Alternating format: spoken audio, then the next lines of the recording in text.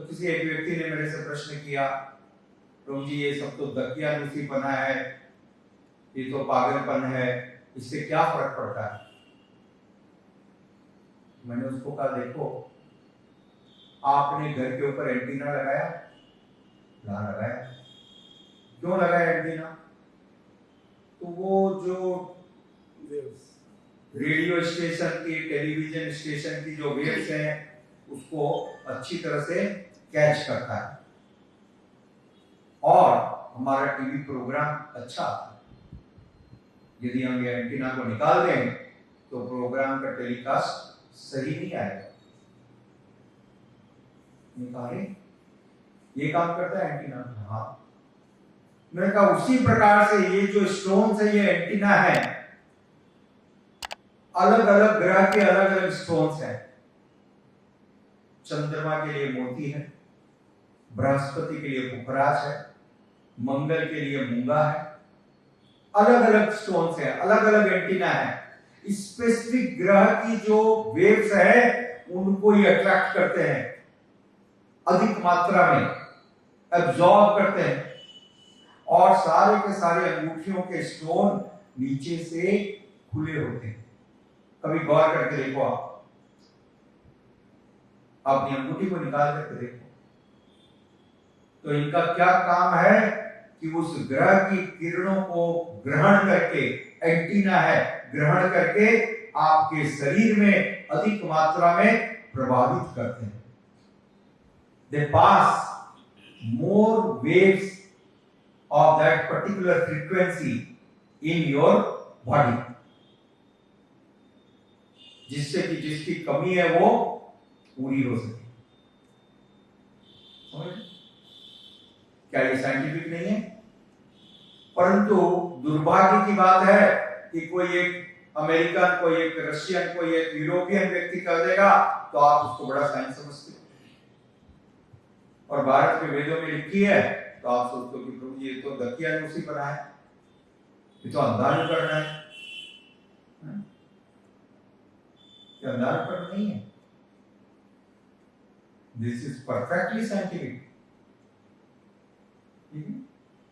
तो अलग अलग प्रकार के ग्रहों से, सभी ग्रहों के विशेष प्रकार की किरणें, वेव्स और सारी चीजें मनुष्य को प्रभावित करती है। एक बात को समझिए, कोई व्यक्ति कुछ बोलता है, कुछ कहता है, उसका प्रभाव आपके ऊपर होता है या नहीं होता है? यदि कोई व्यक्ति आपकी प्रशंसा करे तो आप प्रसन्न हो जाते हो, खुश हो जाते हो, और कोई व्यक्ति आपको गालियां दे तो आप क्रोधित हो जाते हो। तो उसने तो कुछ कहा ना, कुछ किया तो नहीं। कुछ कहने पर आप क्रोधित हो गए, कुछ कहने पर आप शांत हो गए। मतलब बातों का प्रभाव पड़ता है, वचनों का प्रभाव पड़ता है। समझ, ये स्वीकार करना पड़ेगा। और जो वचन है वो वचन तरंगों के रूप में रहते हैं इस ब्रह्मांड में। ध्वनि समाप्त हो जाती है, sound will die but the waves will be there. समझ रहे? जो ध्वनि की तरंगे हैं वो आकाश में बनी रहेंगी और वो तरंगे मनुष्य को प्रभावित करती हैं। इसलिए आप देखो, यह एक साधारण अनुभव है। कोई व्यक्ति आपको स्नेह करता है तो आप उसके नजदीक जाते हो, आपको अच्छा लगता है। और कोई व्यक्ति यदि आपसे शत्रुता करता है, ईर्ष्या रखता है, तो उसके नजदीक जाने पर भी आपको बहुत ही अनकंफर्टेबल लगता है, राइट? क्योंकि उसकी वेव्स है ऐसी, their waves which are affecting the mind and psychology. तो इन सारी घटनाओं का सबका वर्णन वेदों में है। वेद ज्ञान के स्रोत हैं, source of all the knowledge. इस वेदास, और उन्हीं वेदों में आध्यात्मिक ज्ञान है, आत्मा का ज्ञान जो भौतिक नहीं है, जिसको आंखों से देखा नहीं जा सकता, जिसको हाथ से छुआ नहीं जा सकता, जिसको किसी भौतिक इंद्रिय से हम अनुभव नहीं कर सकते हैं, उसका विज्ञान भी वेदों में है, आत्मा का विज्ञान। और ये आत्मा परमात्मा का अंश है, भगवान श्री कृष्ण का अंश है। इस आत्मा के स्वभाव का वर्णन है, और इस सारे विज्ञान को जानने वाला व्यक्ति वो ब्राह्मण कहलाता है। ब्राह्मण कोई ऐसी पदवी नहीं है कि कोई ब्राह्मण कुल में पैदा हुआ और ब्राह्मण हो गया।